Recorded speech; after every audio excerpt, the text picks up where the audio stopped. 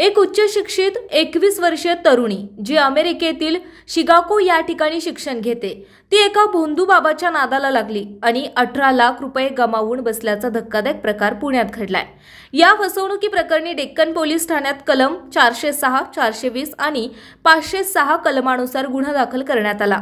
सिद्धार्थ अभय कुमार आंबळे राहणार पिंपरी चिंचवड असं गुन्हा दाखल करण्यात आलेल्या आरोपीचं नाव आहे। 21 वर्षीय तरुणीने या प्रकरणी तक्रार दिली। हा संपूर्ण प्रकार नोव्हेंबर 2022 ते ऑगस्ट 2024 या कालावधीत घडला।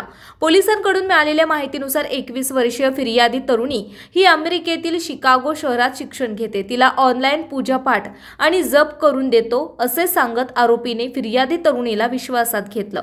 तसेच हे पूजापाठ आणि जप करून घरातील अडचणी सोडवतो असंही आरोपीने सांगितलं। पूजा झाल्यावर काही रक्कम परत करतो असे आश्वासन सुद्धा दिले होते। या सर्व भूलथापाला बळी पडून तरुणीने आरोपीला 11,83,000 रुपये दिले। याशिवाय फिर्यादी जेव्हा भारतात परत आल्या तेव्हा त्यांना भेटून त्यांच्याकडून सोन्याचे दागिने आणि महागडे कपडे सुद्धा घेतले।